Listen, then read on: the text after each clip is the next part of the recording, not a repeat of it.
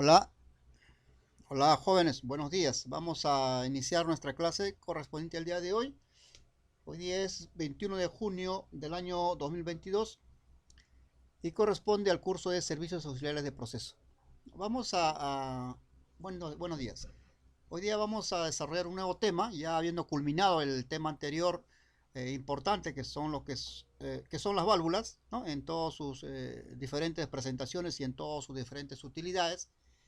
Hoy vamos a entrar a un tema muy interesante, ¿no? De lo que es los servicios auxiliares de proceso y es correspondiente pues a lo que se denomina el uso del aire en la industria, ¿no?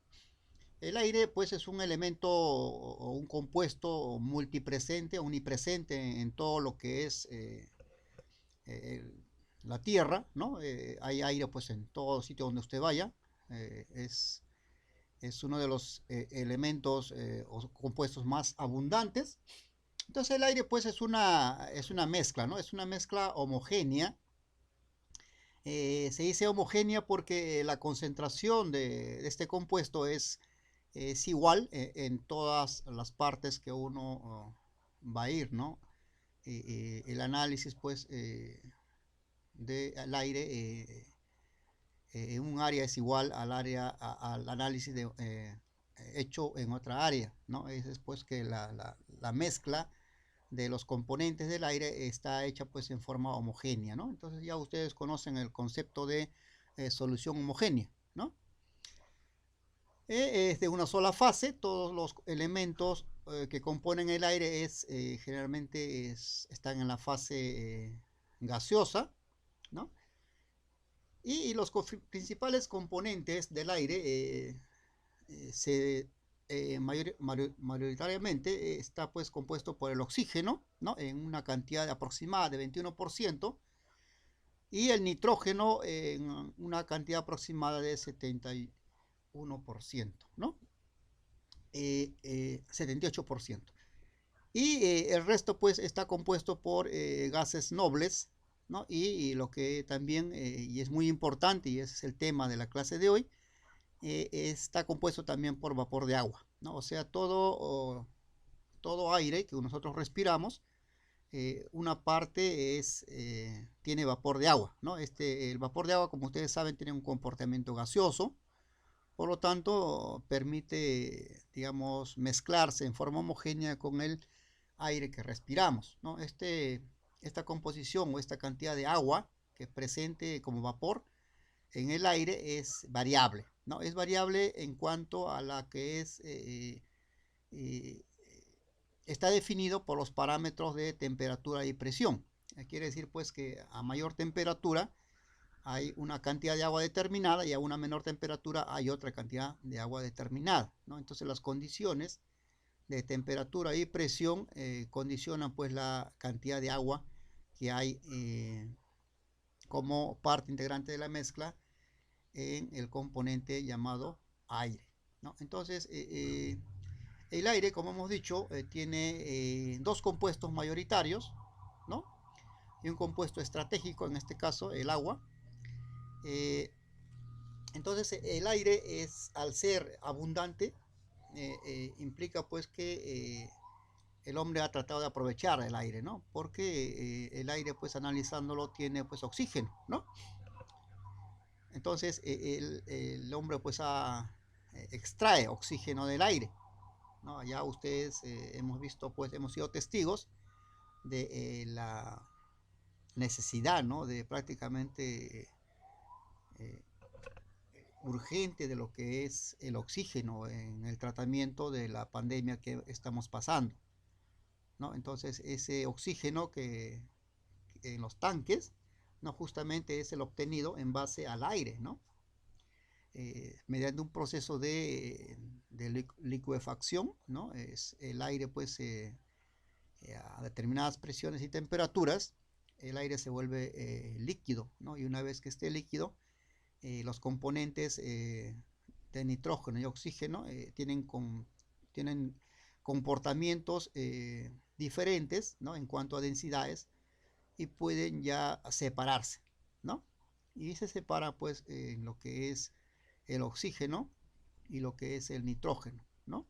mayoritariamente porque esa es la composición mayoritaria, ¿no? Y entonces en el caso del oxígeno, ¿no? Este pues se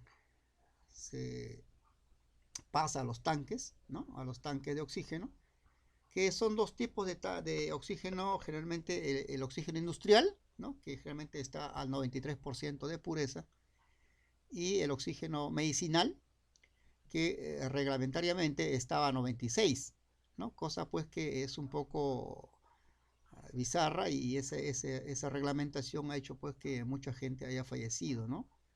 Porque en forma, digamos, no científica, se determinaba, ¿no? Que el oxígeno medicinal debería ser al 96%, cuando con 93% es suficiente o mucho, excesivo, bastante, ¿no?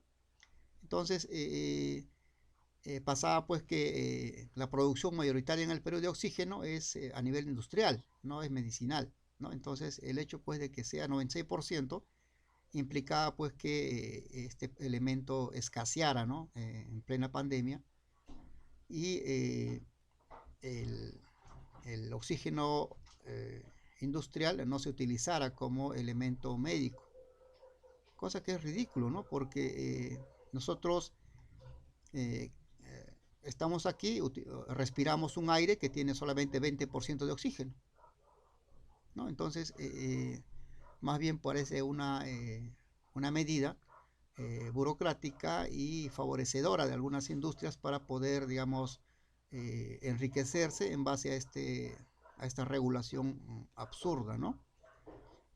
Bueno, pero ya felizmente ya pasó ese evento, ¿no? Eh, Bastante sensible y penoso.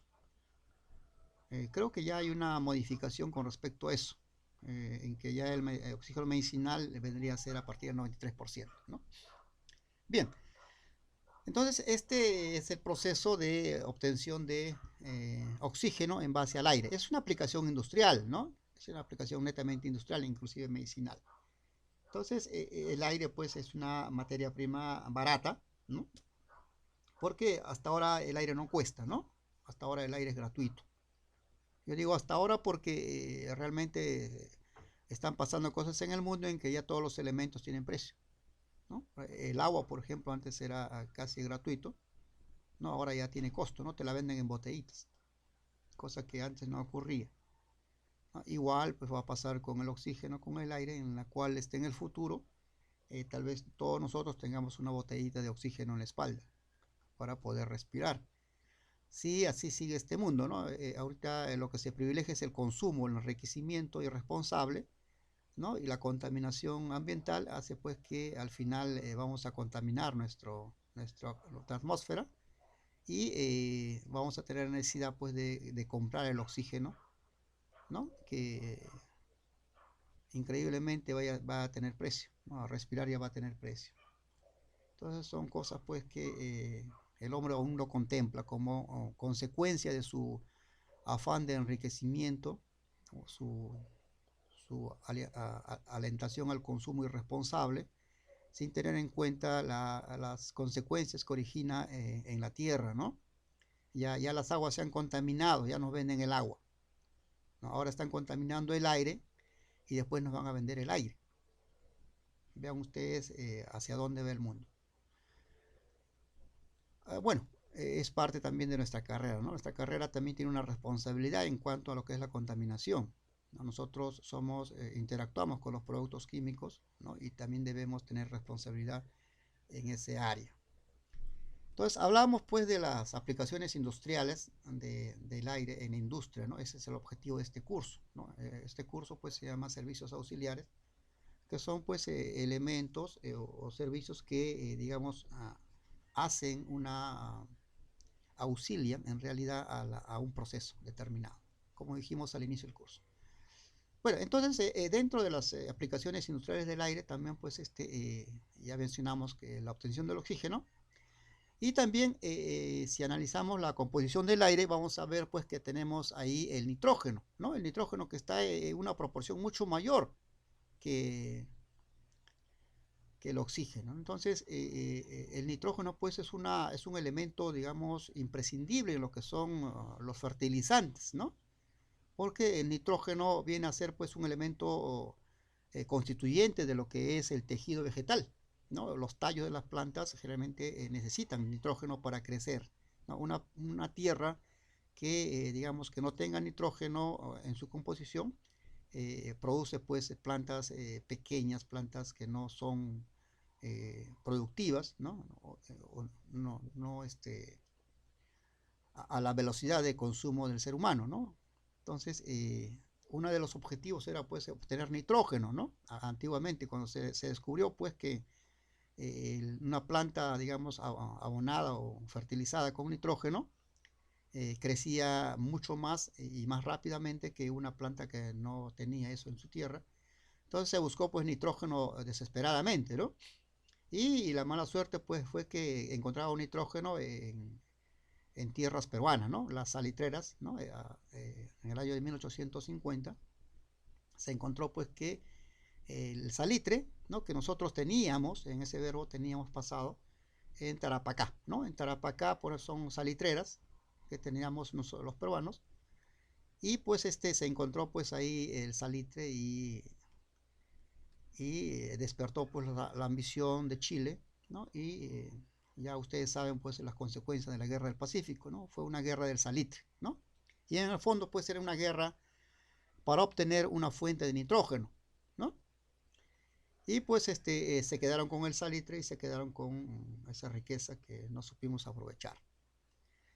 Cosas que siempre parece que es la historia del Perú, ¿no? Siempre tenemos riquezas que no sabemos aprovechar, ¿no? Que la desperdiciamos, ¿no? Entonces, bueno, ocurrió este despojo y ya obtuvieron pues una fuente de nitrógeno, pero aparte de eso pues era cara, ¿no? Porque las salitreras en el mundo son muy escasas, ¿no? Y aparte pues que tienen que tener un precio de transporte, pagar a los mineros y todo eso, ¿no? Pero quedaba la opción pues de obtener nitrógeno del aire, ¿no? Entonces los químicos se pusieron a trabajar, pues, ¿no? Entonces hay un químico, digamos, alemán, ¿no? Haber, ¿no? Que él formula pues el ciclo de Haber, ¿no? Entonces él hace pues la obtención de lo que es el nitrógeno a partir del aire, ¿no? A partir del aire logra obtener nitrógeno. Entonces ese lo llama pues el ciclo de Haber, ¿no? Y este ciclo de Haber pues comienza pues a obtener nitrógeno barato, pues, ¿no? Porque el aire pues está omnipresente, no hay que transportarlo, no hay que llevarlo a ningún sitio, está ahí, ¿no? Usted pone un tubo en su casa, aspira y ahí tiene nitrógeno, ¿no?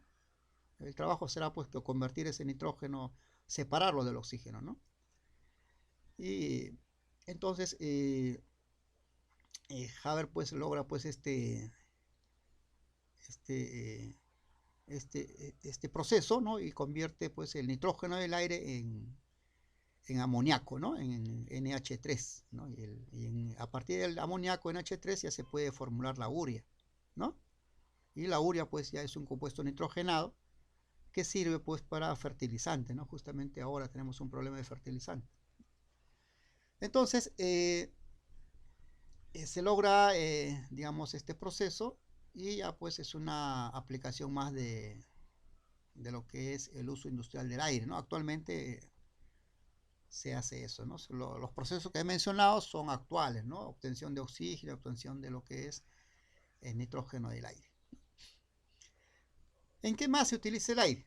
¿No? El aire, pues, al constituirse de oxígeno, ¿no? Y el oxígeno, pues, es un elemento clave en lo que es la combustión, ¿no? Usted si hace una combustión requiere oxígeno, ¿no? Si no hay oxígeno, no hay combustión, o sea, no hay generación de energía.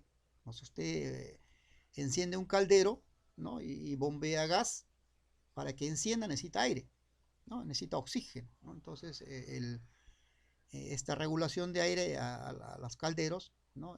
Implica pues también una aplicación industrial del aire, ¿no? Entonces hay que saber en todo momento la cantidad de aire que se bombea para obtener una llama o una combustión completa, ¿no? Para generar energía, ¿no?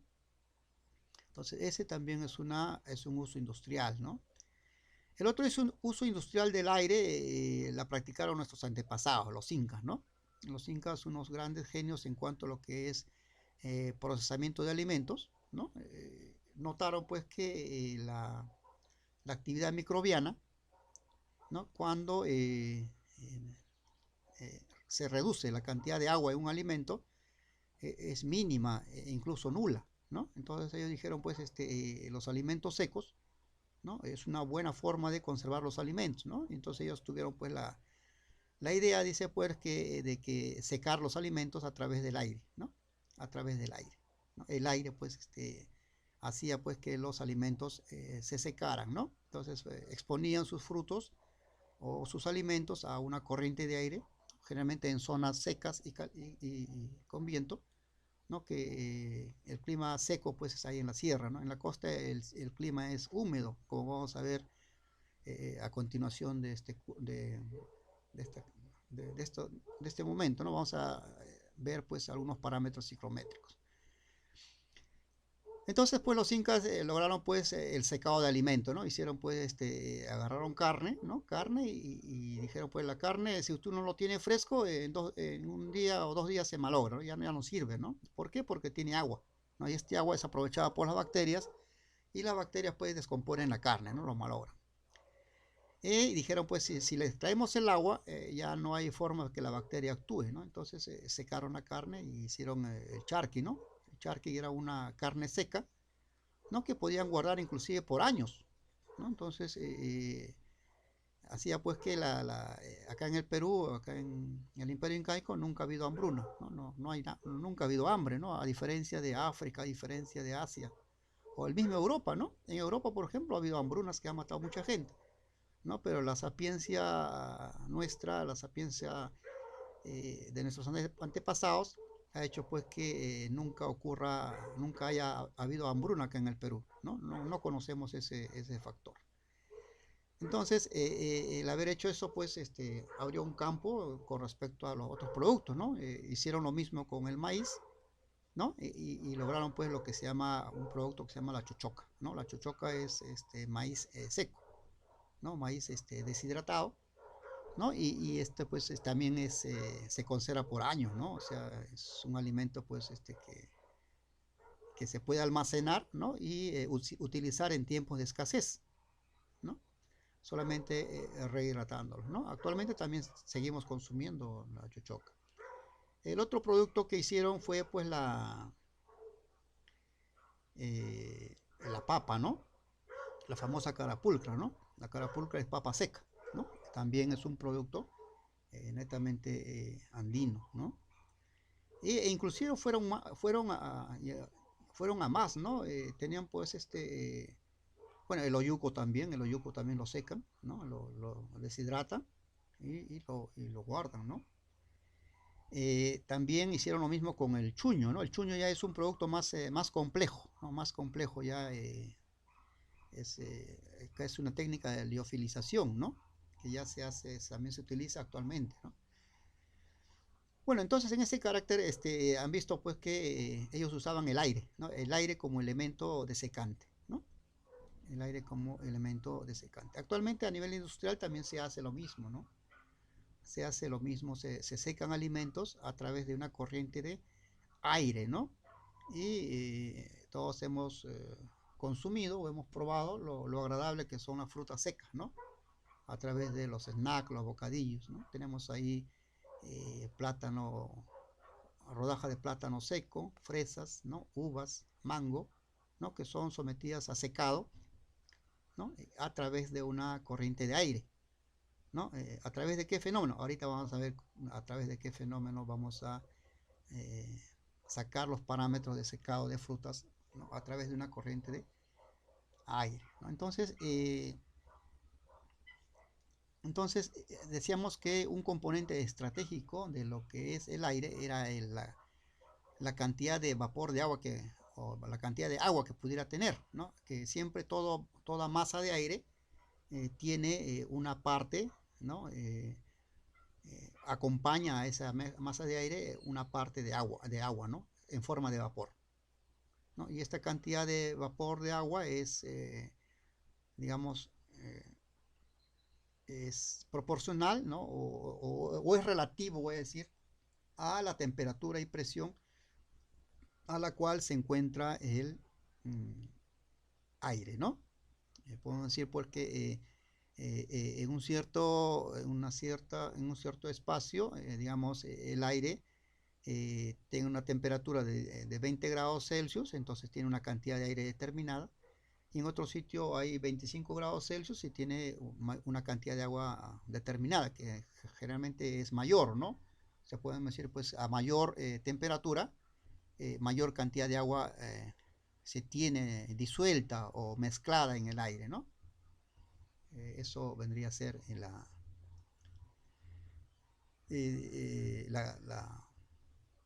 la consecuencia, ¿no? Entonces, podemos nosotros inferir, ¿no? A través de lo que hemos mencionado, de que yo puedo voluntariamente manipular esto, ¿no? Yo puedo manipular esta variable de la temperatura, ¿no? Y puedo medir la cantidad de agua que tengo en el aire, ¿no? Entonces, yo digo, pues mira, yo tengo aire, digamos, agua a 25 grados, tengo una masa de aire a 25 grados Celsius, ¿no? Entonces voy a variar la temperatura de esta masa de aire, lo voy a calentar, ¿no? Y voy a, digamos, elevarlo de 25 a 40 grados, ¿no? Entonces en 40 grados voy a medir la cantidad de agua que tenga, ¿no? Y realmente si ustedes hacen ese experimento, ¿no? Modifica esta variable independiente digo que es de la temperatura, va a encontrar pues que la variable dependiente es la cantidad de agua, ¿no? Y va a encontrar pues que es mayor, ¿no? O sea, puede sacar una correlación de que a mayor temperatura, en una masa de aire, mayor cantidad de agua eh, eh, puede disolver, ¿no? Entonces, esa es la base pues del secado, eso lo descubrieron los incas, ¿no? Los incas dijeron, mira, mientras el aire esté más caliente, va a absorber mayor cantidad de humedad, ¿no? Entonces, por lo tanto, sus secadores estaban pues ubicados, ¿no? En los tambos, ¿no? En las cuales pues había corrientes de aire cálidas, ¿no? Y ese pues era su secador natural. Entonces, eso pues es algo pues que hemos descubierto nosotros a través de la ciencia, pero ellos también lo hicieron por su parte, de repente en forma empírica, ¿no? O de repente haciendo algunos experimentos que no han llegado a nuestra época, pero los resultados pues lo vemos ahí, ¿no? Lo vemos ahí, una aplicación práctica de ese conocimiento de lo que es secado de alimentos mediante corrientes de aire, basándonos en la interrelación que hay entre la temperatura y la cantidad de agua que puede estar presente en una mezcla de aire. ¿Okay? Bien, ¿alguna pregunta, jóvenes? ¿Tuvieran una curiosidad? Hemos visto, bueno, y también se da, ¿no? Hemos dicho también, y esto tomanlo como algo ya cierto, de que la concentración que he mencionado, digamos, de un 21% de oxígeno y 78% de nitrógeno es una proporción que lo estoy comentando, pero a condiciones, digamos, especiales, ¿no? O digamos, estamos hablando pues a que esa concentración se va a dar, ¿no? A una presión de una atmósfera y a una temperatura normal de 25 grados Celsius, ¿no? Ahora, si cambiamos estos parámetros, o sea, digamos, cambiamos la presión, cambiamos la temperatura, la composición pues del oxígeno y nitrógeno va a variar, ¿no? Va a variar, favoreciendo a uno o favoreciendo a otro. Esto pues pasa cuando, digamos, ustedes acostumbrados acá al clima de la costa, en las cuales hay bastante, digamos, hay una cantidad máxima de oxígeno disuelto, que es el 21%, hacen un viaje, por ejemplo, a Huancayo, ¿no? Y pasan por Ticlio, ¿no? Ticlio es una altura, pues, bastante representativa, que hablamos, pues, de 4.000 metros sobre el nivel del mar, ¿no? Entonces, a mayor altura, ¿no? Lo que baja, pues, varía es la presión atmosférica, ya hay menos presión atmosférica. Por lo tanto, digamos que la proporción o la composición o la concentración de oxígeno baja, ¿no? Baja. Entonces ya hay menos oxígeno disuelto en el aire. Por lo tanto, ahí viene pues lo que son los mareos, viene el soroche, ¿no? Que es típicamente una consecuencia de que nuestro organismo no encuentra la cantidad suficiente de oxígeno, ¿no? Y entonces ocurren este tipo de reacciones en el cuerpo humano, ¿no? Entonces, es cuestión de acostumbrarse, ¿no? Cuestión de acostumbrarse, gente pues que vive a esa altura y está normal, corre bien, ¿no? Corre bien y se desarrolla bien, pero pasa pues que a nosotros que tenemos otro metabolismo nos ocurren ese tipo de reacciones, ¿no? Eh, esto también era sabido por un equipo de fútbol. Antiguamente existía un equipo de fútbol que creo que ahora está en segunda, que se llamaba Unión Minas, ¿no? Unión Minas era un equipo de fútbol que ahora era oriundo de Cerro de Pasco, ¿no? Y la ciudad de Cerro de Pasco pues está encima de los 4000, ¿no? Y pues tenían su estadio ahí y como estaban en el torneo local, ¿no? Obligatoriamente había pues que los equipos limeños o los equipos de costeños tenían que ir a jugar a Cerro de Pasco para hacer la localía respectiva o la visita respectiva, ¿no? Entonces ocurría pues que los equipos pues perdían, ¿no? O sea, es raro pues que un equipo siquiera empatara en Cerro de Pasco, ¿no? Era el terror, ¿no? Porque la gente pues a falta de aire no corría, ¿no? Se quedaban quietos o hacían unos trotes bastante cortos y el otro equipo pues acostumbrado a ese ambiente lo avasallaba, ¿no? Contaban inclusive pues que los arqueros contaban de que la pelota tenía otro comportamiento aerodinámico, ¿no? O sea, daba unas curvas medias extrañas, decía. Y bueno, terminaban goleados. Entonces, esa es pues consecuencia de la concentración de aire, porque la concentración de aire varía, ¿no? De un lugar a otro, digamos, teniendo como variable independiente lo que es la presión atmosférica. Entonces, a menor presión atmosférica, menor concentración de aire, ¿ya? De oxígeno, digo, ¿ya? Entonces, eso pues es lo que es el problema. Ok, listo. Entonces, vamos a continuar con nuestro tema y vamos a ver ya lo que es ya algo más tangible, algo más medible. Y vamos a hablar pues de los conceptos del aire, conceptualizar lo que es aire, ¿no? Entonces, hemos dicho pues que el aire es una mezcla homogénea, ¿no? ¿Por qué? Porque la concentración es proporcional en todo punto. Una aplicación industrial es lo que es licuar el aire a la licuefacción, convertir en líquidos y se separa los componentes, ¿no? Entonces, la composición un poquito más específica de lo que es el aire dice pues que está compuesto por, digamos, 20.94 de oxígeno, nosotros hemos mencionado 21, y 78.08 de nitrógeno. Y el resto pues viene a ser, digamos, argón y viene a ser lo que es dióxido de carbono, viene a ser vapor de agua, ¿no? Entonces, es así la composición.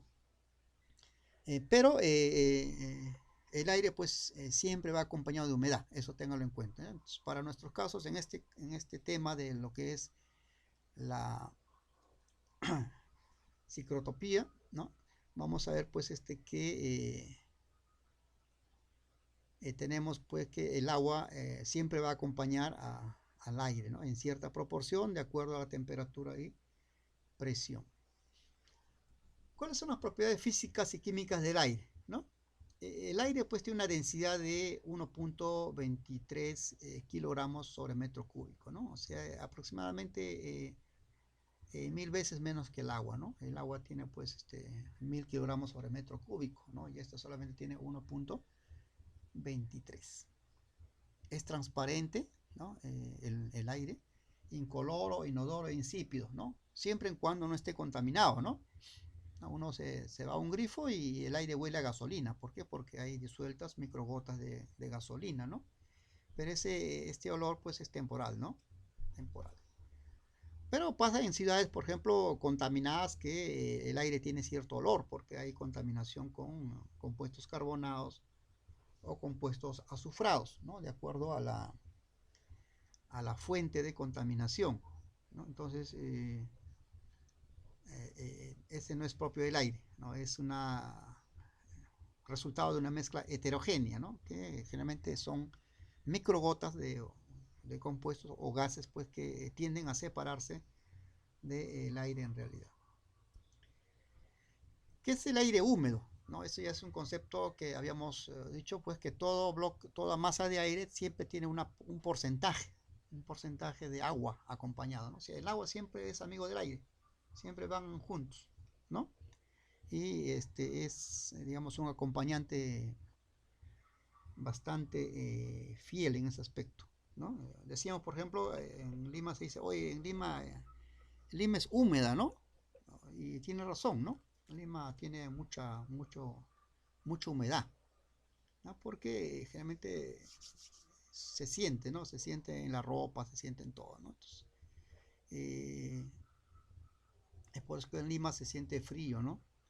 Justamente por la humedad, ¿no? Porque la humedad, pues, es la cantidad de agua que hay mezclada con el aire, ¿no? Entonces, el aire, pues, hace, pues, el agua hace que el calor pueda ser, digamos, extraído de nuestro cuerpo, ¿no? Entonces, eso da la sensación de frío.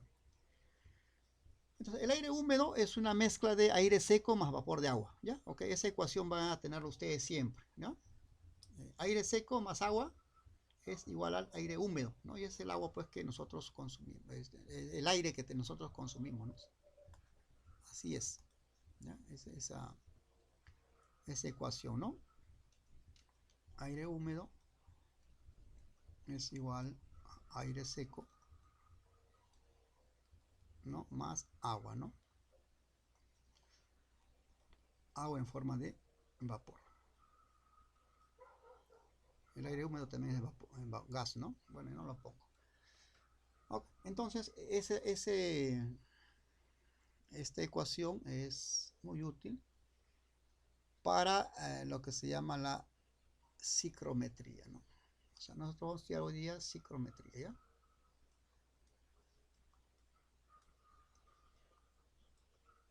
Psicometría significa, ¿no? El estudio de las mezclas de aire más agua. Eso vamos a estudiar hoy. ¿Okay? No es psicometría, es otra cosa. Psicometría, ¿ya? Y acá me he permitido equivocarme. Acá es la R, ¿no? Entonces, vamos a estudiar ahora las variables psicométricas del aire, ¿ya? Variables psicométricas del aire. Entonces, la psicometría es la ciencia o la técnica que estudia las diferentes consecuencias de mezcla de aire y agua. ¿Okay? Entonces, ¿esto para qué nos sirve? ¿No? Nos sirve, por ejemplo, para ambientar espacios, ¿no? Para hacer, digamos, darle, digamos, una determinada concentración de humedad a un espacio, ¿no? Por ejemplo, si nosotros trabajamos en lo que es fermentación de pan, ¿no? Digamos, cuando fermentamos, digamos, el pan, ¿no? Hagamos pan, por ejemplo, en nuestro curso de producción industrial. ¿Qué es lo que se hace ahí, no? Generalmente se tiene harina, ¿no? Se hace una masa de harina enriquecida generalmente con azúcar o lo que es la misma harina, que son,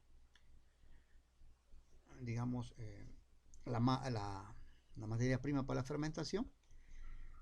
Y lo que hacemos pues es introducir, digamos, bacterias, ¿no? Bacterias que van a fermentar, van a convertir este almidón y azúcar en alcohol, ¿no? O sea, le da un cierto sabor dulce al pan, ¿no? Y en este trance, pues, se produce dióxido de carbono, ¿no? O sea, la bacteria se come al azúcar, ¿no? Fabrica alcohol, etanol y expulsa un gas que se llama el dióxido de carbono, ¿no?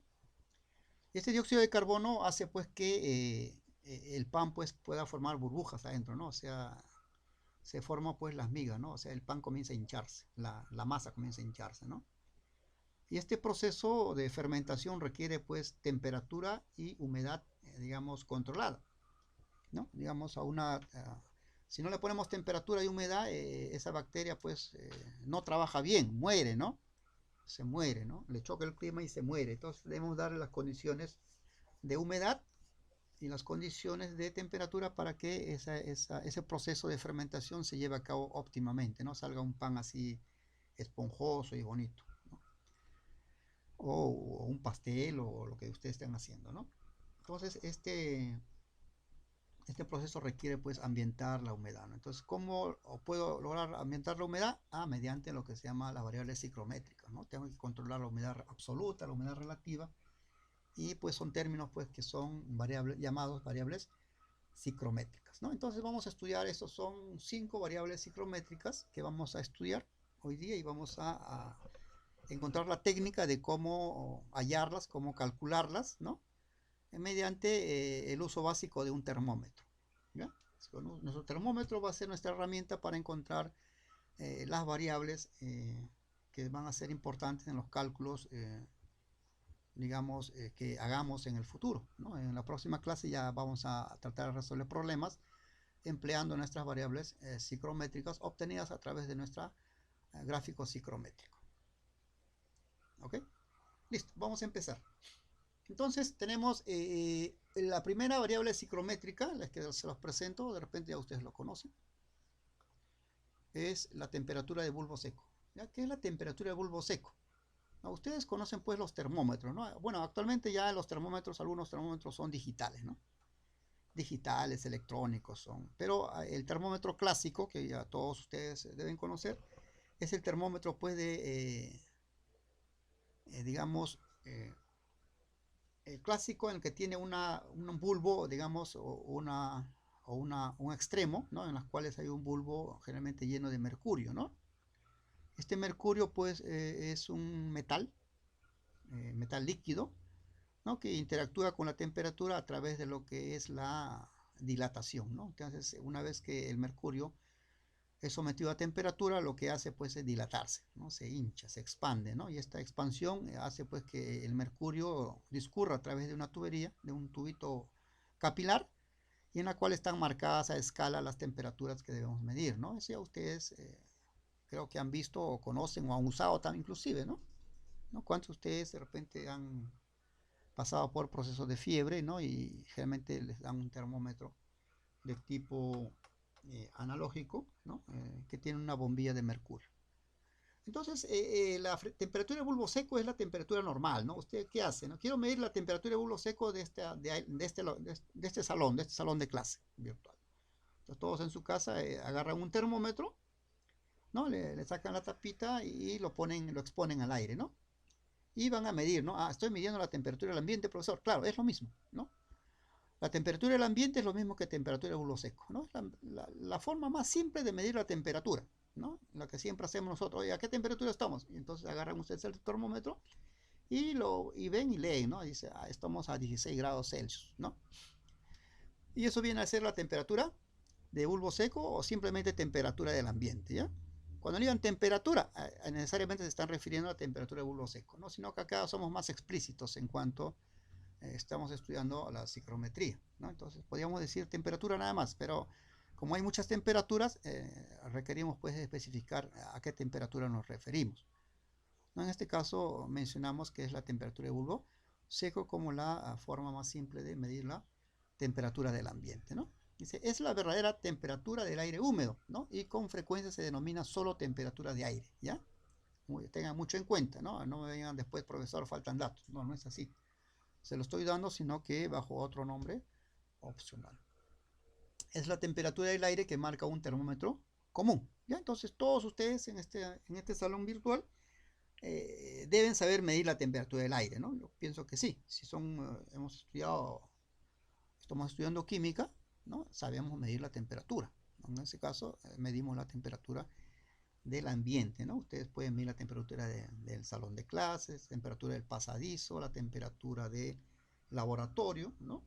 La temperatura de su casa, el cuarto donde están ustedes escuchándome, ahí en su casa, ¿no? Entonces, esa es la temperatura del bulbo seco, ¿ya? Otra variable psicométrica es la temperatura del bulbo húmedo, ¿no? Entonces ya esto es más diferente, ¿no?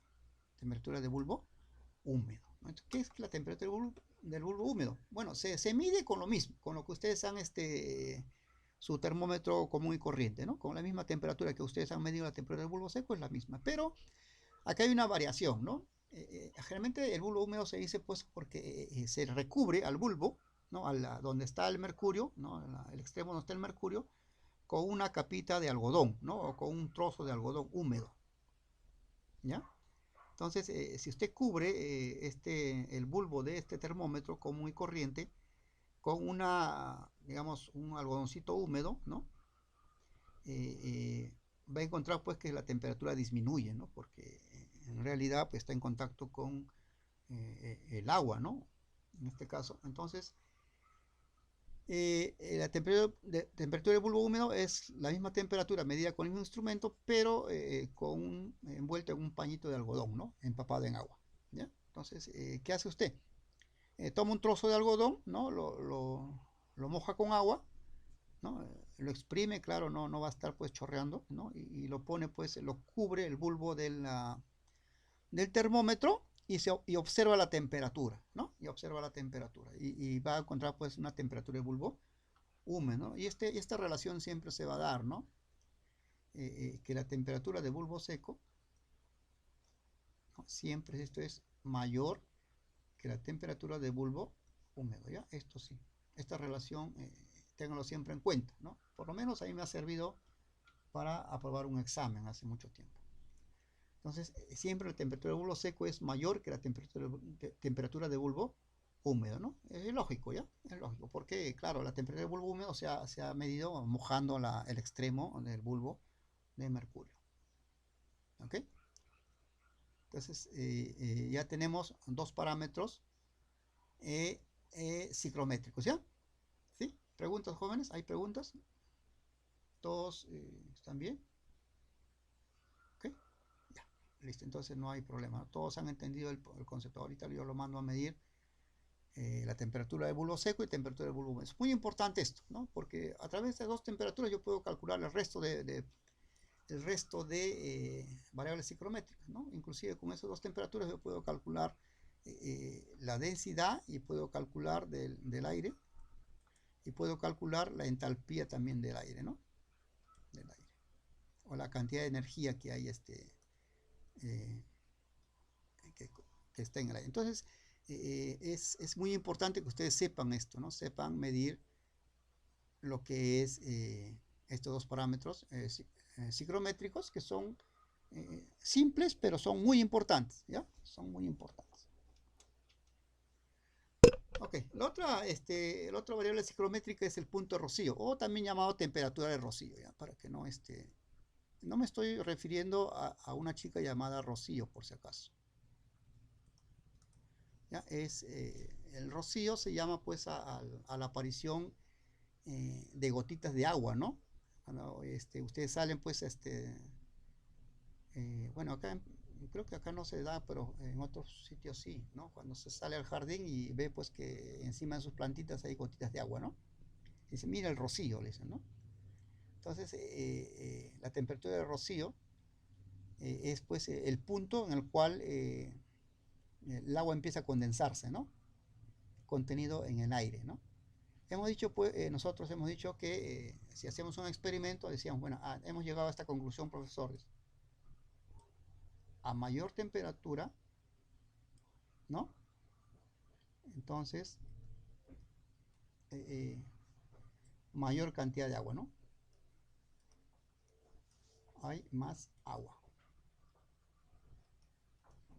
¿no? ¿No? Entonces, yo digo, si hay mayor temperatura, ¿no? A mayor temperatura hay más agua. Entonces, digamos, si yo tengo una masa de aire, digamos, a 30 grados. ¿Ya? Tengo una masa de aire acá. A ver. Este es mi aire encerrado en mi cajita, ¿no? ¿No? Y tengo acá, por ejemplo, este va a estar a 20 grados y esto va a estar a 30 grados, ¿no? Y acá tengo agua, pues agua. El agua siempre acompaña al aire, de hecho, ¿no? Es un acompañante fiel. ¿Ya? Entonces acá hay una concentración de agua y acá hay otra concentración de agua, ¿no?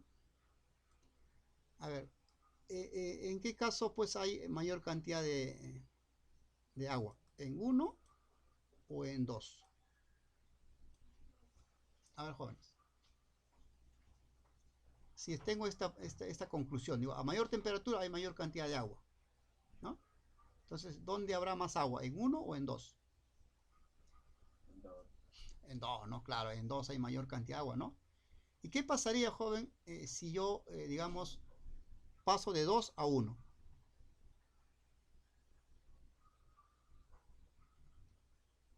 ¿Qué pasaría si yo paso, digamos, tengo temperatura, tengo agua a 30 grados, tengo aire a 30 grados Celsius y luego mi temperatura baja, ¿no?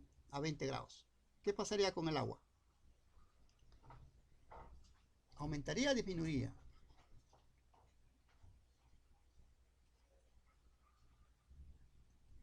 No, alguien me dijo que le pregunté si había mayor cantidad de agua en uno, en dos, y me dijo en dos, ¿no? ¿Por qué? Porque dijo, bueno, como hay mayor temperatura, hay mayor cantidad de agua, ¿cierto? Pero ¿qué pasa si yo tengo este caso? Tengo 30 grados Celsius, ¿no? Y bajo la temperatura, ¿no? Lo enfrío al ambiente. ¿Qué pasaría con el agua? ¿Aumentaría o disminuiría?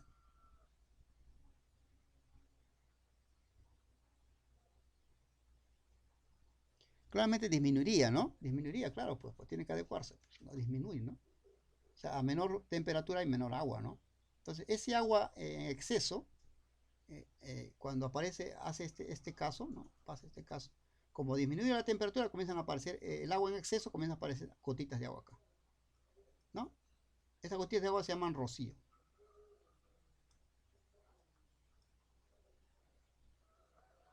¿no? El rocío, ¿ya? Esas gotitas de agua. Entonces, ¿qué es la temperatura de rocío? Dice, el punto de rocío temperatura es la temperatura a la que empieza a condensarse el vapor de agua contenido en el aire, ¿no? Produciendo rocío, el exceso comienza a aparecer, ¿no?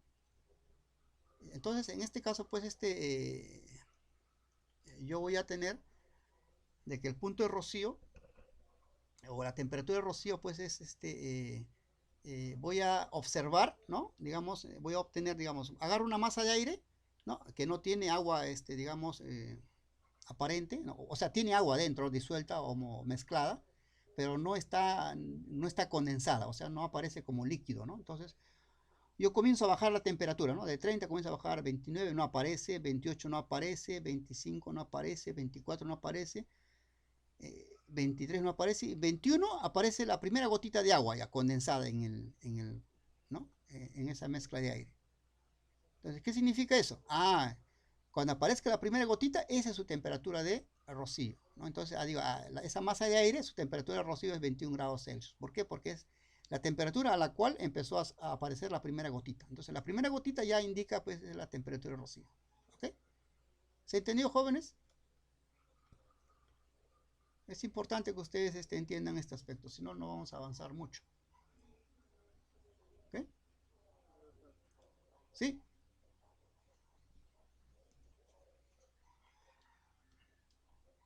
Sí, profe. Sí, ¿no? Entendible, ¿no? Muy bien, señor Ayala. Ok, este es el punto de rocío. Otro concepto, vamos que ya es un poquito más fácil, ¿no? Es la humedad absoluta. Entonces, la humedad absoluta es fácil de entender porque dice, bueno, es la cantidad de agua que hay en el aire, ¿no? Simplemente así, ¿ya? Entonces yo tengo, por ejemplo, acá una masa de aire, ¿no? Mi masa de aire acá que está encerrada en este volumen. Y digo, ¿cuál es la humedad absoluta? Bueno, acá tengo 2 gramos, ¿no? 2 gramos de agua. Entonces, esto es pues la humedad absoluta, ¿ya? Entonces, no es constante, depende de la temperatura, ¿no? Depende de la presión. Pero yo puedo decir, bueno, mi humedad absoluta acá es 2 gramos de aire. No admite otra cosa, ¿no? Es la cantidad total de agua que hay en la mezcla de aire, nada más, ¿ya? Es la humedad absoluta, ¿ya? En las tablas se da como una relación, pero eso ya vamos a verlo en la próxima clase para hacer nuestros cálculos. Pero lo que quiero que entiendan ahorita es la humedad absoluta es simplemente la cantidad de agua que hay presente en una determinada mezcla de aire, ¿ya? ¿Okay? Entonces, en las tablas está como una relación específica, ¿no? Kilogramos de vapor de agua sobre kilogramos de aire seco. Es una relación. Esa es la que se da en las tablas. Pero lo que quiero, pues, que entiendan es, pues, que es la cantidad total de agua que hay presente en una mezcla de, en un volumen de aire, ¿ya? Entonces, dice, la masa de agua que el aire puede contener depende de la temperatura, ¿ya? Muy, muy interesante esto, ¿no? La masa de agua que el aire puede contener depende de la temperatura, ¿no? Entonces, como le dije acá, ¿no? A 20 grados tiene una cantidad de agua, ¿no? X, y a 30 grados tiene una cantidad X, ¿no? Generalmente se dice, pues, que a mayor temperatura, mayor cantidad de agua disuelta. A menor temperatura, menor cantidad de agua disuelta, ¿ya? Entonces, eso vamos a verlo. Entonces, hablando en términos de humedad absoluta, ¿no? ¿En qué temperatura, en qué caso acá en este gráfico, por favor acá, observen acá, ¿no? ¿En qué casos tendrá mayor humedad absoluta? ¿En uno o en dos?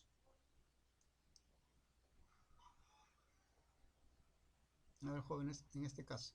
Si tengo este caso de una masa de aire a 20 y una masa de aire a 30, ¿no? ¿En qué caso, cuál es el punto, cuál es la situación o sistema en la cual su humedad absoluta sea mayor? ¿En uno o en dos? A ver, una sola palabra, uno o dos, nada más, no sean tímidos. Dos, dice, no, ya, claro, ahí está, muy bien, ¿no? Claro. ¿Por qué? Porque hemos dicho, pues, que si a mayor temperatura y mayor cantidad de agua, entonces, pues, si mayor cantidad significa que tiene mayor humedad absoluta, entonces, generalmente, en la situación 2, ¿no?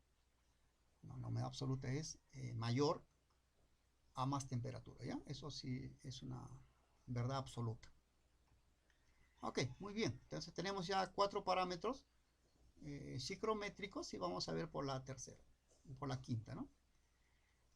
La quinta ya es un poquito más complicada, pero la más conocida, ¿no? Tenemos esto en lo que es humedad relativa, ¿no? Entonces decíamos, pues, van ustedes y escuchan al Cenami, ¿no? Y el Cenami dice, pronósticos para el día de mañana, miércoles, la temperatura media va a ser a 16 grados y una humedad relativa del 85%. Dice, ¿no? Oye, ¿qué será humedad relativa? Y dice que al 85%, ¿no? Entonces ahí pues hay que aclarar algunos puntos, ¿no? Entonces vamos a ver eso, ¿ya? Un ratito.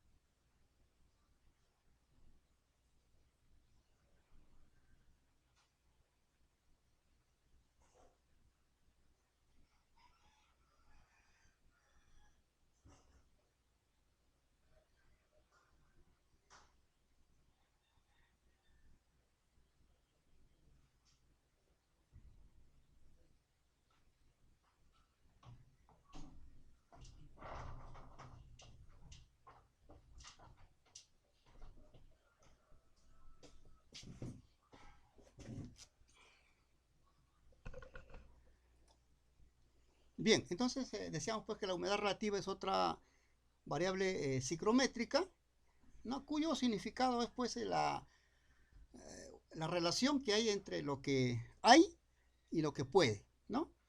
En otras palabras, vamos a hacer un ejemplo para que se entienda esto más claramente, ¿no? Supongamos pues que tengamos esto, ¿no?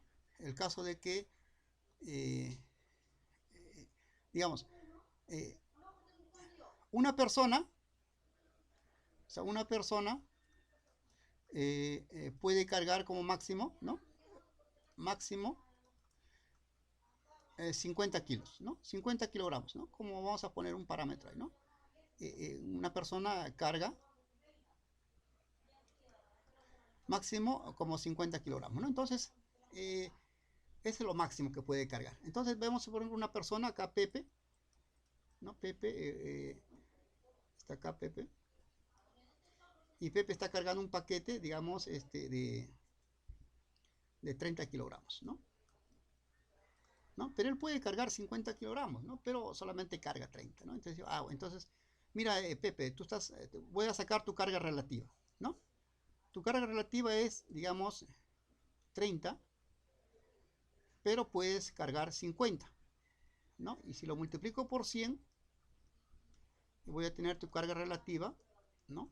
O sea, la relación entre lo que cargas y lo que puedes cargar, que es igual a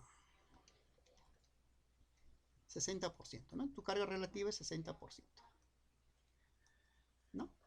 Entonces acá hay otro digamos, Roberto, lo mismo, ¿no? Y él está cargando pues 48 kilos, ¿no? 48 kilogramos.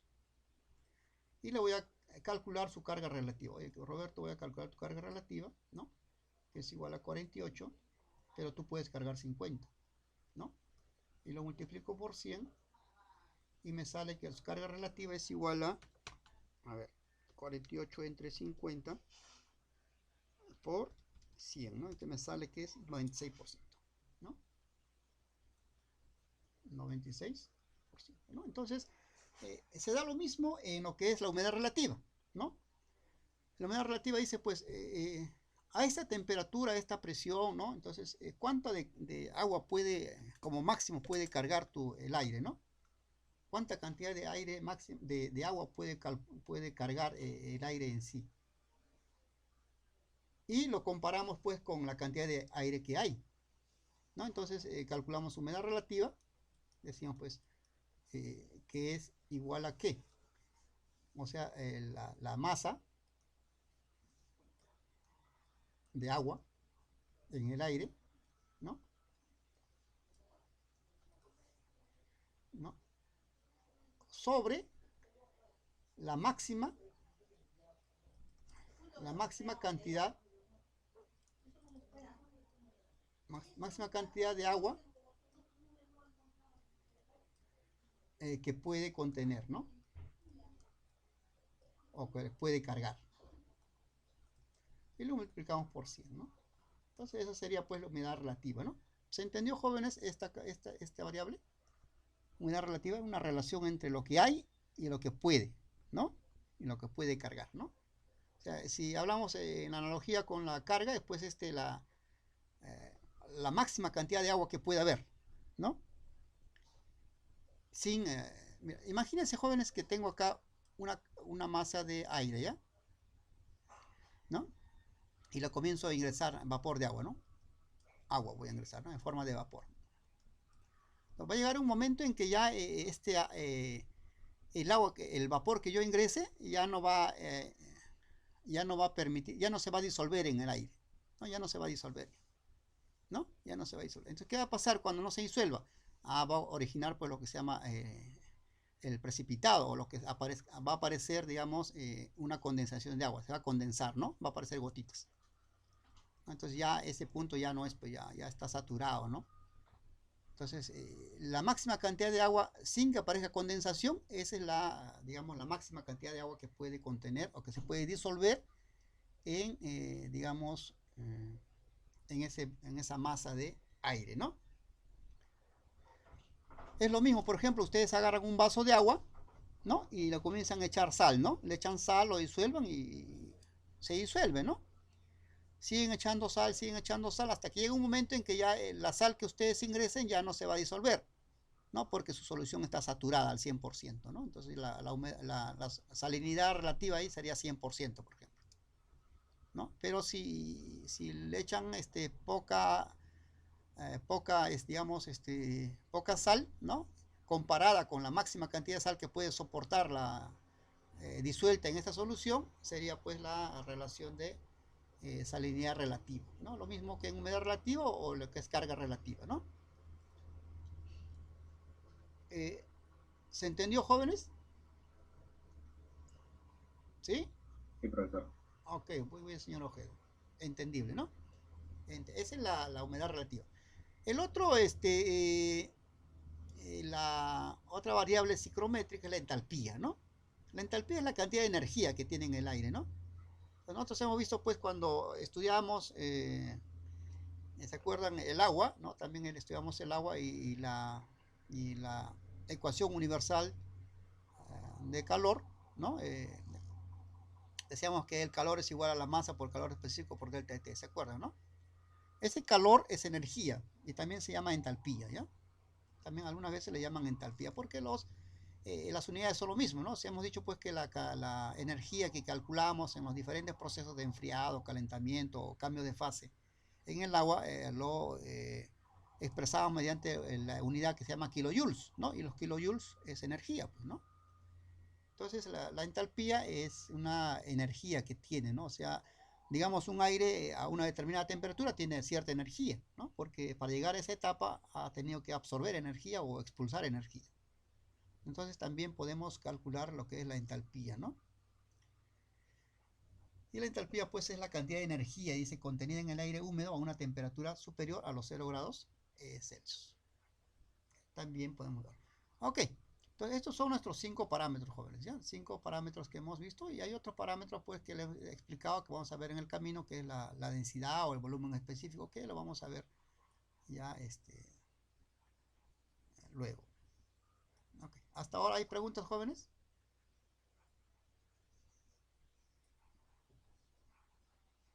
Okay. Entonces, el cálculo de lo que es humedad relativa, humedad absoluta, entalpías, eh, eh, temperatura de rocío, humedad absoluta. Entonces es un poco, son funciones termodinámicas que requieren pues el empleo de ecuaciones complejas, extensas y trabajosas, ¿no?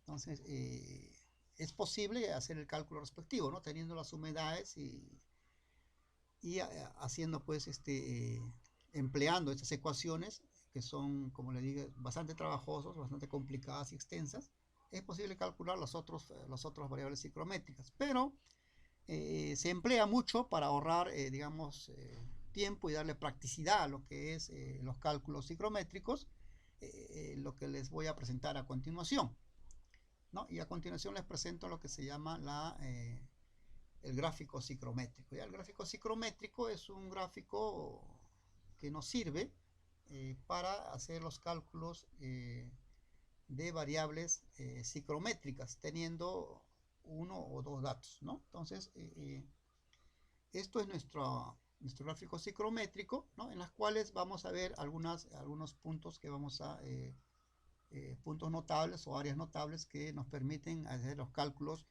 de variables psicométricas dando como datos alguna otra variable, ¿no? Entonces, vamos a ver las áreas, ¿no? Acá tenemos, por ejemplo, en la parte de las abscisas, ¿no? Ustedes ven, dice temperatura de bulbo seco acá. Ven ustedes, jóvenes, temperatura de bulbo seco, ¿no? Entonces, en este punto yo voy a, digamos, determinar mi temperatura del bulbo seco. Me dice, temperatura de bulbo seco de 25, entonces pongo acá un punto, ¿no? 25. Entonces, todas las líneas, ¿no? Las líneas horizontales, ¿no? O sea, verticales, van a representar mi temperatura de bulbo seco, ¿no? Entonces, a ver, desígname el área donde están todo lo que es la temperatura de bulbo seco de 25. Entonces yo trazo una línea vertical, ¿no? Toda esta área marcada en rojo es denominada temperatura de bulbo seco de 25, ¿no? A ver, señálame temperatura de bulbo seco de 30, ¿no? Hago un punto acá y lo señalo. Voy acá arriba. Todo esto es, digamos, marcado por la temperatura de bulbo seco de 30 grados, ¿ya? Es temperatura de bulbo seco, la temperatura que yo mido comúnmente, ¿no? Esa es la temperatura de bulbo seco, ¿no? Y así tenemos, ¿no? Tengo de menos 10, menos 5, 0, 5, 10, 15, en escalas de 5, 5, ¿no? Pero acá puedo marcar 21, 22, 23, 24, 25 igualito, ¿no? Y así hasta, creo que está hasta los 50 grados. 55 grados Celsius tengo ¿no? Tengo para medir a 55 grados Celsius, ¿ya? Ok, entonces tengo otro parámetro que es la temperatura del bulbo húmedo, acá, ¿no? Todas estas, acá en esta línea, temperatura de bulbo húmedo. ¿Y cómo bajan eso? Bajan en forma diagonal, ¿no? O sea, voy a marcarlo acá, por ejemplo, con color verde, ¿no? Entonces, temperatura de bulbo húmedo de 20, ¿no? Entonces acá marco toda esta línea, ¿ya? Va bajando en forma diagonal, ¿ya? Forma diagonal. ¿No? Pues de 15, por ejemplo, acá tengo otro 15.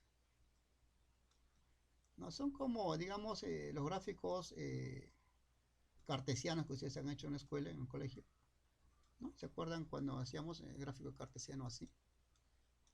X y Y, ¿no? Entonces marcaban, por ejemplo, a ver, márcate el punto 2, 5, ¿no? Entonces usted marca 2 corresponde a X, ¿no? Y 5 corresponde a Y, ¿no? Y 5 corre así y 2 corre así, ¿no? Y un punto de intersección, ¿no? Igualito, ¿no? Solo que acá las líneas corren en forma diagonal, ¿no? Con respecto a la temperatura del bulbo húmedo, ¿ya?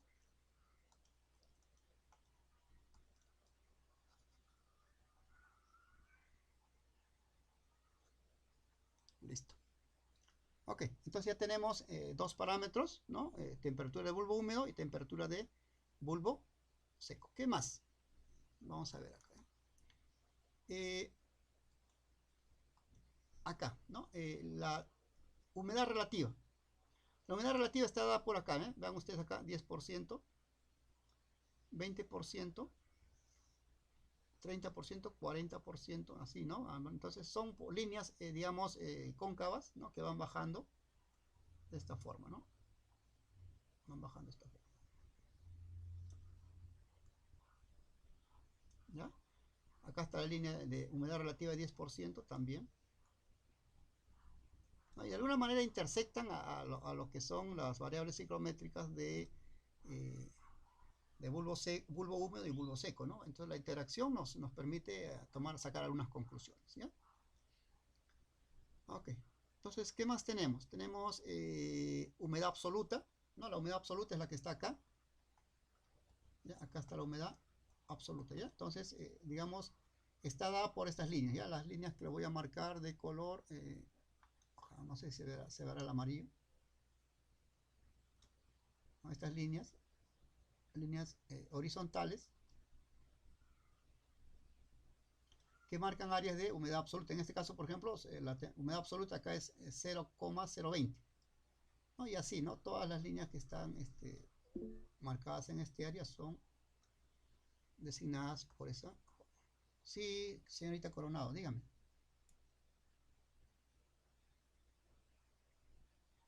Sí, levantó la mano. O accidentalmente. ¿Aló? No le escucho. No hay ya. Bien. Parece que ha levantado la mano y le toma en cuenta. Pero entonces seguimos con nuestra clase. Entonces decíamos pues que la humedad absoluta digamos, se mide a través de lo que es... sí, dígame. Aló. De repente en el micrófono, acá en el chat, ¿no?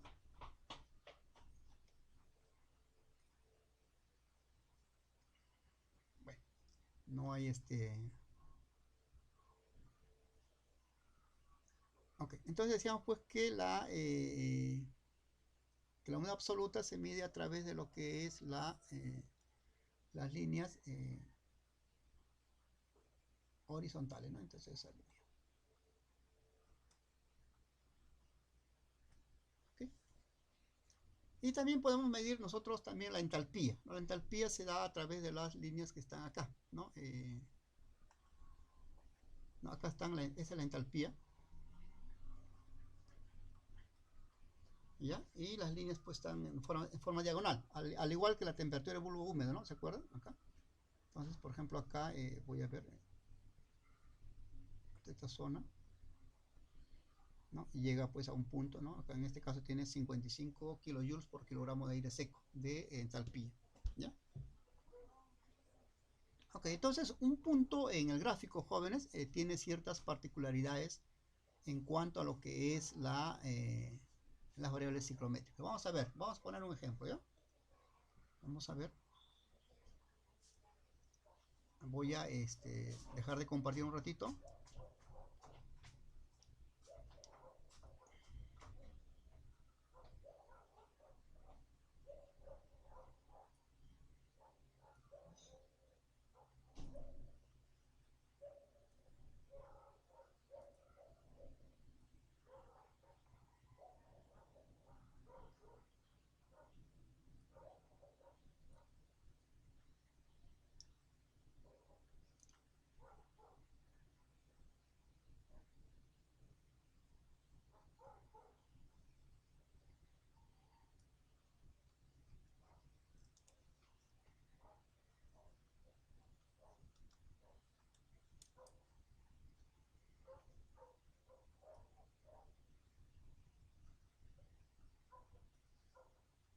Ok, por ejemplo acá, ¿no?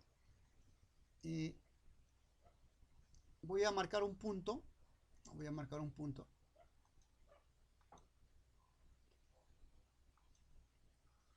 Digamos, este punto voy a marcarlo. A ver, voy a marcar este puntito. Acá.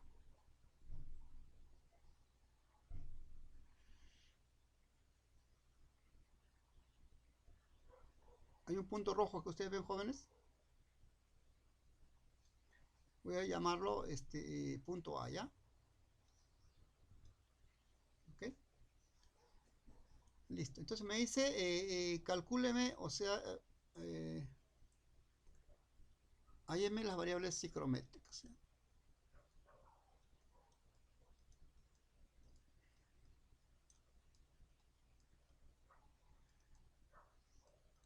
Primero vamos a hallar la temperatura de bulbo seco, ¿ya? Del punto A, ¿no? Del punto A. Ok. Entonces, para hallar la temperatura del bulbo seco, tenemos que hacer una línea vertical, ¿no? Una línea vertical.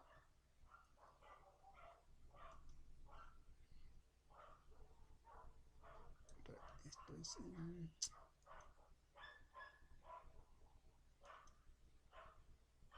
una línea vertical del punto A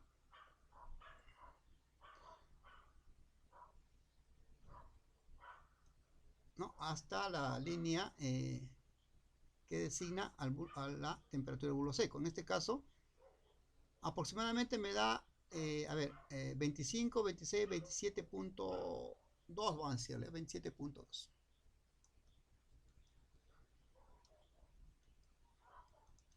27.2, ¿no? Grados Celsius. ¿Sí? Ok, ¿qué más me pide? Me pide temperatura de bulbo húmedo. Okay, lo mismo hacemos, ¿no? Vamos a un punto, pero la temperatura de bulbo húmedo es diagonal, ¿no? Es diagonal. Está en forma diagonal, ¿no? Tengo que trazar una línea diagonal. Ahí aproximadamente, ¿no? Entonces, ¿cuánto sería? Sería 15, 16, 17, 18, 19, 19.8 más o menos, ¿no? 19.8 sería.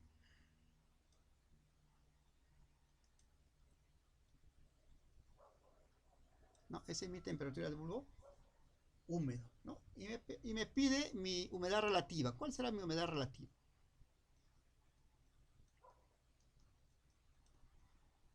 A ver, ¿dónde hay la humedad relativa? Ah, son las líneas eh, cóncavas que están bajando, ¿no? Con un porcentaje ahí definido ya. Entonces, veo pues que mi punto coincide con digamos, este punto A coincide con la línea del 50% acá, ¿no? Y me da pues una humedad relativa de 50%, ¿no? Okay, entonces yo marco acá que humedad relativa es 50%, ¿no? Y me pide también cuál será el punto de rocío, o sea, la temperatura de rocío en el punto A. ¿Cómo lo calculo? Trazo una línea, digamos, paralela a la abscisa, ¿no? Lo voy a poner color morado, entonces acá.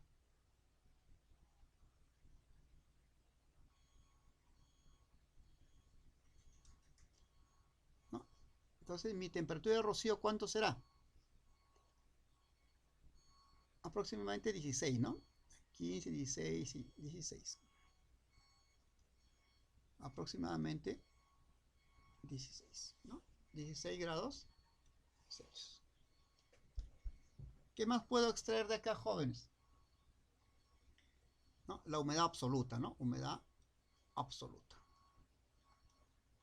Entonces, la humedad absoluta se da acá, ¿no? Entonces, tengo que trazar una línea paralela a la abscisa también, ¿no? Trazo una línea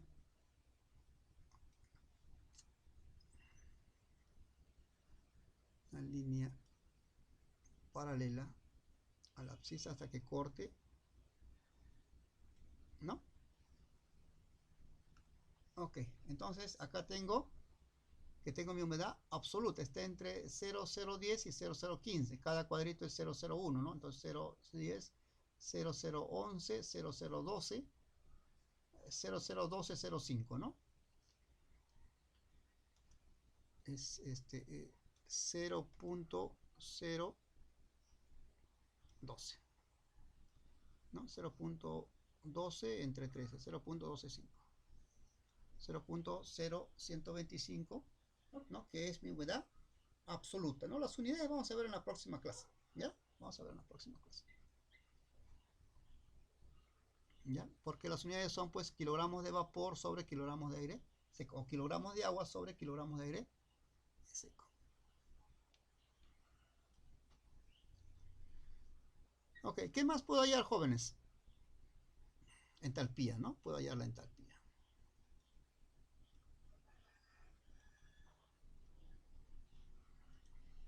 Aquí es igualito, ¿no? El punto, una diagonal, casi, digamos, siguiendo la línea verde, ¿no?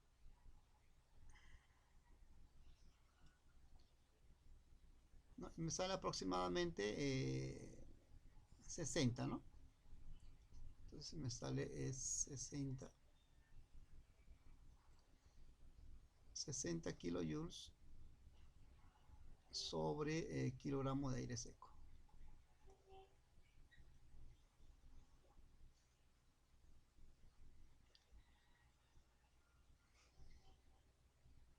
Ok, entonces tengo 6 variables psicométricas, ¿no? Y también, ¿qué más puedo hallar? Puedo hallar también la densidad, ¿no? Puedo hallar la densidad. Pero no hay densidad, profesor, pero sí hay volumen específico, ¿no? Y el volumen específico es la inversa de la densidad, ¿no? Tenemos acá volumen específico es igual a la inversa de la densidad, ¿no? Entonces la densidad sería ¿qué? Sería también la inversa que el volumen específico, ¿no? Entonces, si hallo volumen específico aquí, puedo hallar la densidad. ¿Cuánto sería mi volumen específico acá?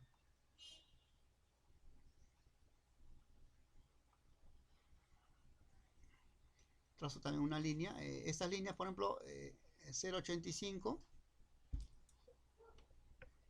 Esta línea de 0.85 significa pues volumen específico, ¿no? Volumen 0.85, 0.90, 0.95 y 1, ¿no? Entonces el volumen específico que voy a marcar es igual a ¿qué? Trazo una diagonal y justo coincide con esto, ¿no? Y me da 0.95, ¿no? Entonces mi densidad también es 0.95. Mi volumen específico, entonces sería 1 entre 0.95, 5, ¿no? Y esto me da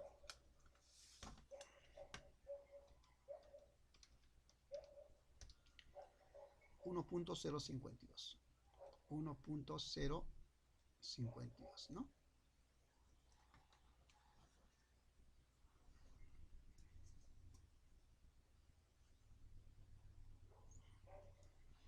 Ese es kilogramo sobre metro cúbico. Ok, listo. Hemos sacado 6 parámetros ciclométricos a partir de un punto, ¿no? Entonces un punto, imagínense, puede determinar todo, ¿no? Un punto puede determinar varias cosas. Preguntas, jóvenes. Preguntas, algo que no hayan entendido.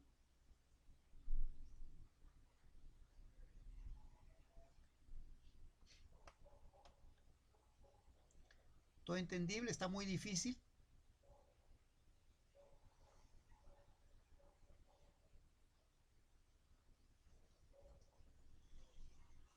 Les voy a enviar un PDF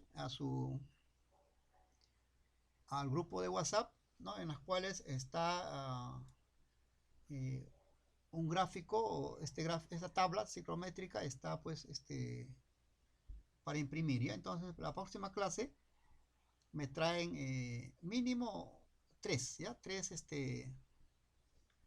impresos de este gráfico ciclométrico, ¿no? El PDF que le voy a enviar tiene 2 gráficos, pero solamente el primero, donde está el gráfico que nos interesa, que es el gráfico ciclométrico, ¿ya?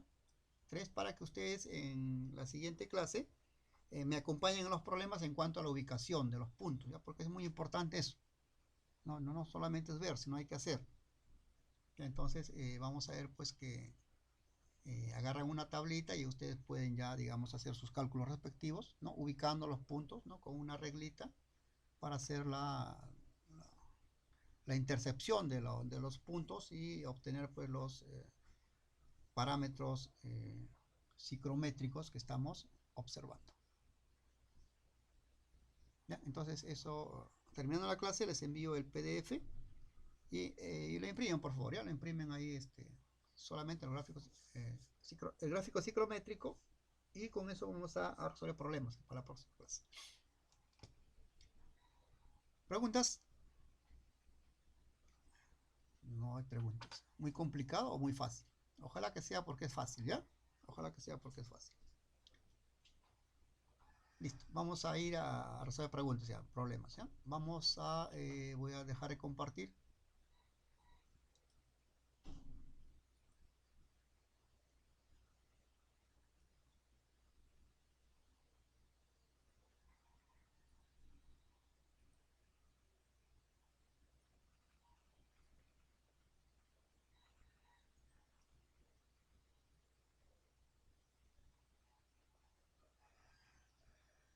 Ok, y volvemos a nuestro gráfico de clase.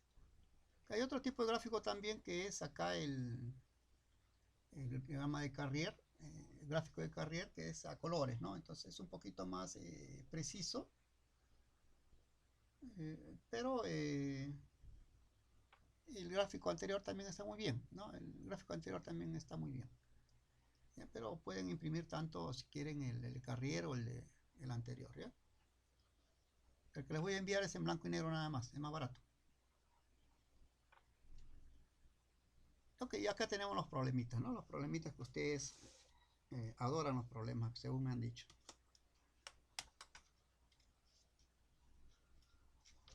Vamos a hacer el primer problema.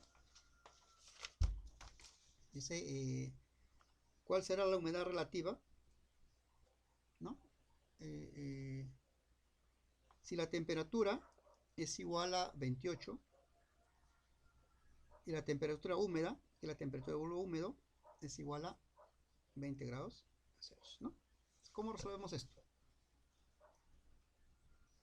No se puede manualmente, ¿no? Hay que ir al gráfico. Por eso quiero que ustedes tengan su gráfico, ¿ya? Es muy importante.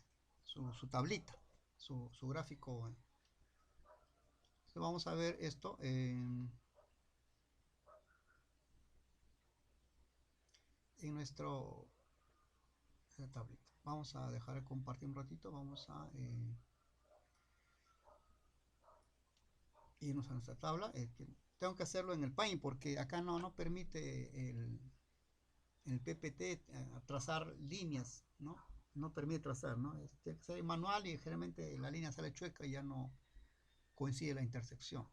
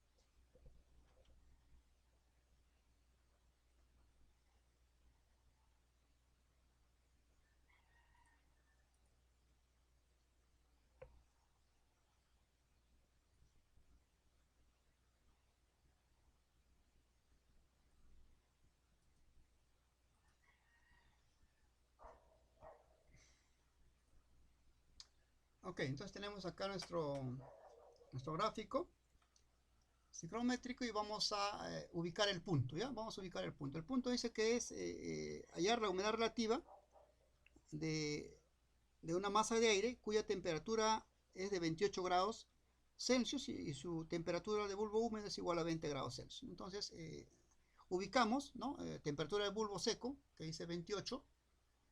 Acá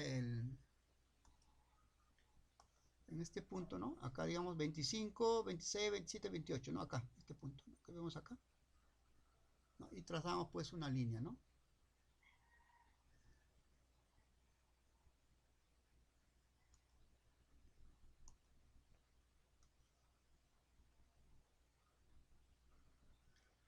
Toda esta línea roja es 28, ¿no? Es 28. Ok, ¿qué más? Dice, esa es la temperatura del bulbo seco de 28 y la otra pues la línea de bulbo húmedo de 20 grados Celsius, ¿no? Voy a marcarlo, a ver, 25, 26, un momento, no hay acá no, 20 grados dice, no, 20 grados dice, no, 20 grados es la temperatura del bulbo húmedo, ¿no? Acá está. Entonces, tengo un punto acá y esta es la temperatura del bulbo húmedo, ¿no? Entonces la intercepción me determina un punto, ¿no? Me determina un punto. Entonces el punto es este, ¿no?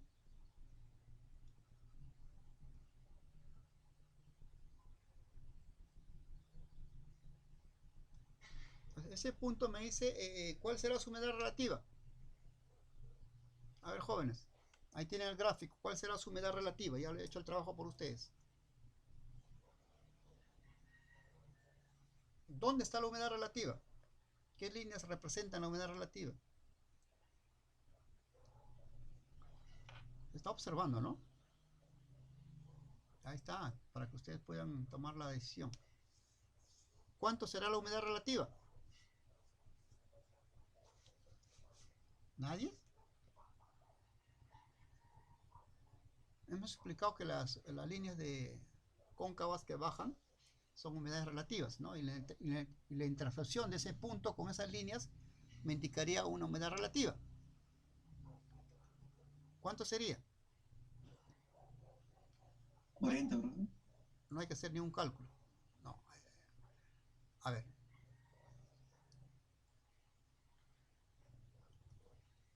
Fíjese ahí. ¿Dónde es el punto de intersección ahí? A ver, fíjese. Lo voy a poner en color amarillo. Este punto es el punto de intersección acá, el punto amarillo, ¿no? ¿Con cuál se intersecta? 50, ¿no? Pongan rojas, Hidalgo, muy bien, ¿no? Se intersecta en el punto con la línea de humedad relativa de 50%, que está bajando, ¿no? ¿No? Ok, listo. Entonces se intersecta con esta línea, ¿no? Esta línea amarilla,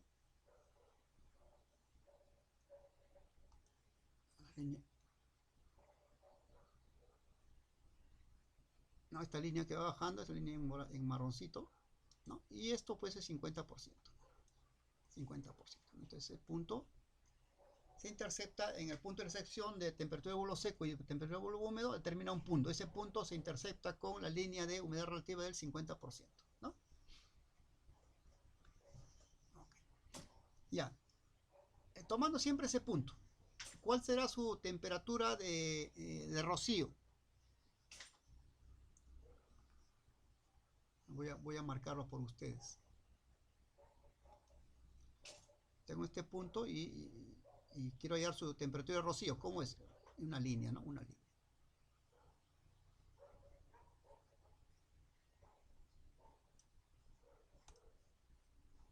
¿Cuánto será su temperatura de rocío? Esto es 15, 16, 15, 16, 17, 18, 16.5, ¿no? Aproximadamente. Temperatura de rocío 16.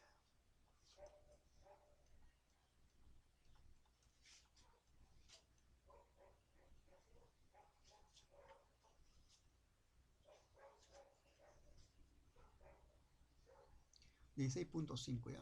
16.5. Ok, a ver, ese punto, ¿cuál sería su humedad absoluta?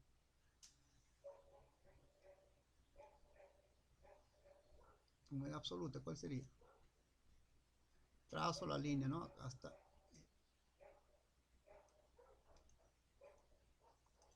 Trazo la línea de este punto hasta el otro lado, ¿no?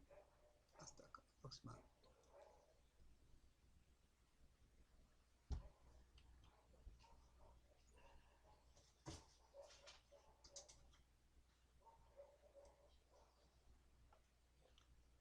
¿No? Entonces sería ¿cuánto?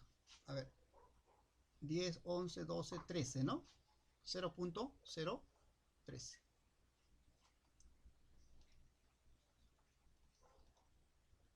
0.013, ¿no? En cuestiones de unidades son 0.013 kilogramos de vapor sobre kilogramos de aire seco. Esos factores los vamos a ver en la próxima clase. Hoy solamente quiero que ustedes aprendan cómo extraer los parámetros psicométricos a partir del gráfico que les estoy presentando.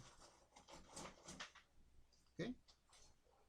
¿Qué más puedo sacar? Puedo sacar entalpía, ¿no? La entalpía es 60, ¿no? 60 la entalpía, ¿no? Con la extensión de la línea verde, ¿no? Que coincide con la línea de temperatura de bulbo húmedo. Entonces, vean jóvenes que es bastante fácil, ¿no? Que el captar esos conceptos que hemos vertido, ¿ya?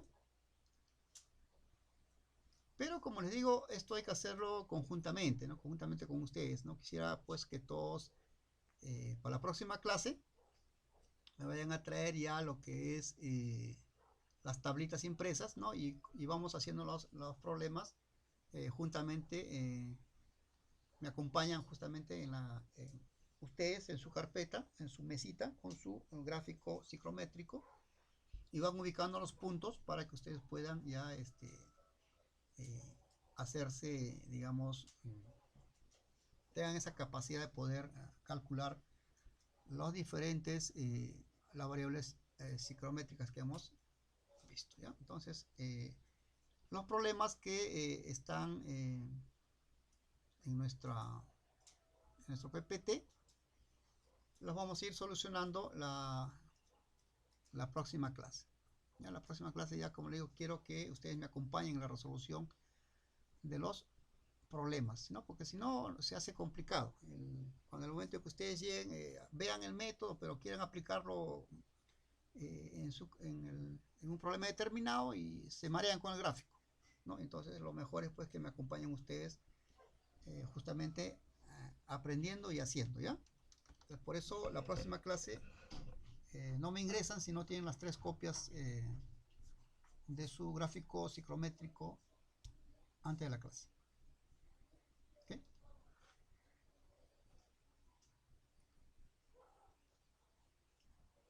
Listo, entonces creo que nos vamos a quedar por acá.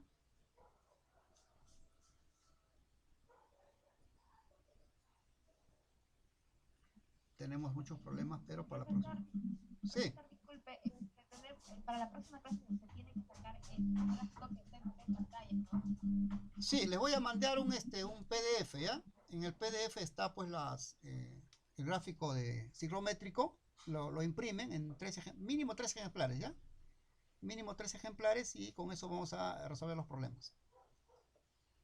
Les voy a mandar, terminando la clase les mando el PDF respectivo.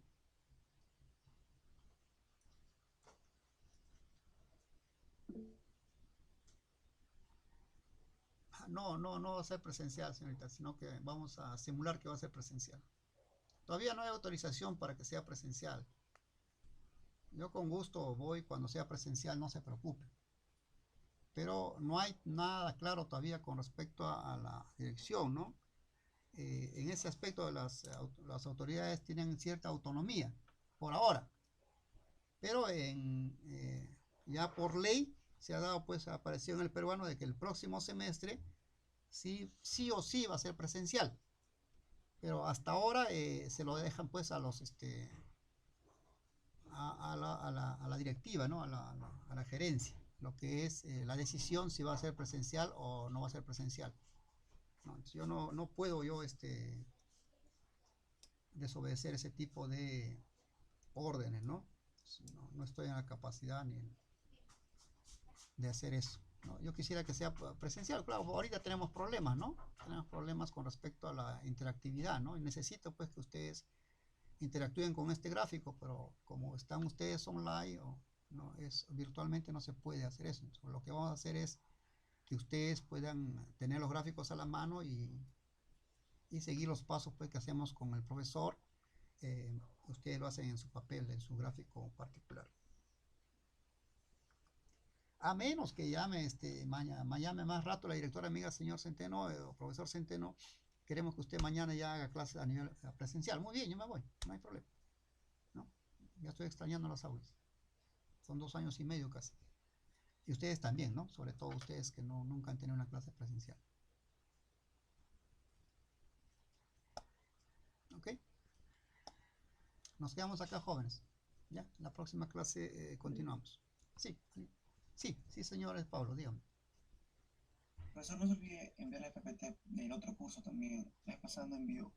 Bueno, Los PPT, sí, justamente sí, ayer está ahí, no está la PPT. estoy editando ahorita estoy editando los videos, ya tengo los videos ya que están subidos al canal y ya pueden visualizarlos. Más rato me voy a dedicar a lo que son los PPTs. Ya, hoy día mismo lo va a tener, señor, no se preocupe. Juntamente con el PDF de los gráficos ciclométricos hoy día. Disculpe la tardanza. Bien, entonces jóvenes, ¿alguna inquietud? ¿Alguna pregunta? No se olviden ya pues en las clases ya estamos casi a 4 clases de terminar el curso, ¿no? Hay que poner un poco más de atención para salir en forma satisfactoria del curso, ¿no? Aquellas personas que hayan sacado, digamos, una mala nota en el primer examen, en este examen sí o sí tienen que sacar la buena, ¿no? Porque si la sacan mala, solamente pueden reemplazar un examen, ¿ya? Y entonces es bueno pues reemplazar al examen malo. Si tengo los 2 malos, al más malo, ¿no? Y eso no es bueno, ¿no? Siempre hay que reemplazar, hay que dar un examen malo y un examen bueno, ¿no? Y reemplazamos al malo y salvamos el curso. Si no, pues nos quedamos ahí para el curso, para repetir el curso y lo único que van a tener es pues que sean popular con los cachimbos que vienen. Ustedes van a saber más, ¿no? Es un consuelo. Ok, entonces No, señorita Piniños, no hay clase presencial todavía. ¿Ya? Claro, esperando órdenes, ¿no? Esperando órdenes. Acá estamos ahí,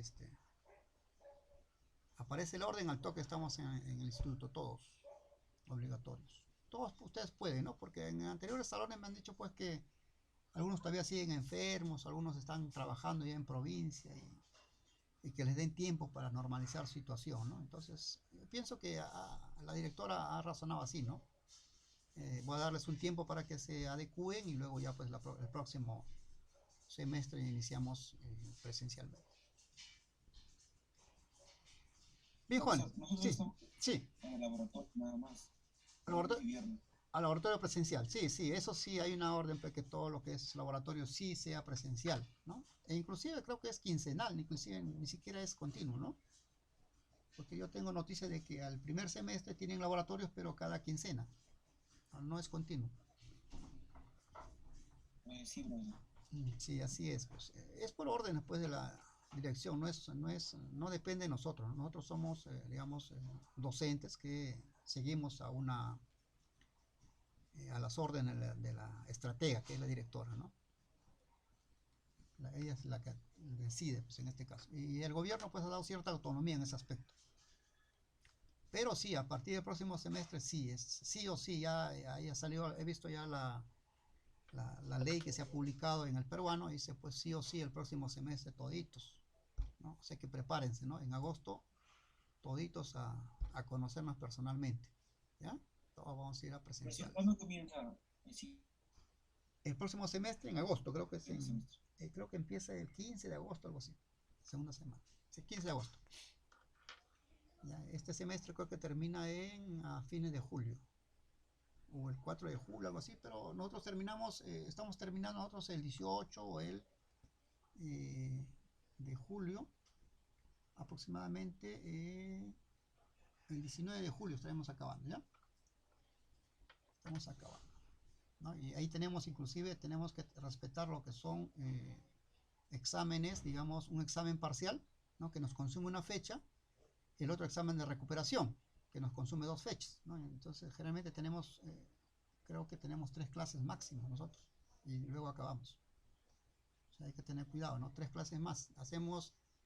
En la próxima clase terminamos psicometría y luego ingresamos a lo que es electricidad, y ahí acabamos, ¿no? Acabamos el curso. Por eso hay que ponerle un poquito más de atención, ¿ya? Bien, jóvenes, gracias. Nos quedamos acá. La próxima clase no se olviden sus gráficos, ¿ya? Profesor, Sí, el día viernes va a haber clases. viernes. Creo que escuché que iba a ser el día de campesinos, no sé si va a haber clases. No sé, en todo caso, pues la moda ahora es lo que es feriados recuperables y al final no les conviene a nadie, ¿no? Claro, podemos descansar si es feriado, descansamos el viernes, pero dice, bueno, recuperen el sábado, ¿no? Y no conviene, ¿no? O sea, a veces Ya, profesor. tenemos cosas que hacer los sábados. Por ejemplo, yo estudio los sábados, entonces necesito el sábado estoy ocupado. Y así pienso que también algunos de ustedes trabajan los sábados, ¿no? Entonces lo mejor es dejarlo así. No creo, no me han designado nada todavía. A menos que sea un feriado total, puede ser. Pero si es feriado recuperable, normal. ¿Ya? Normal. Listo.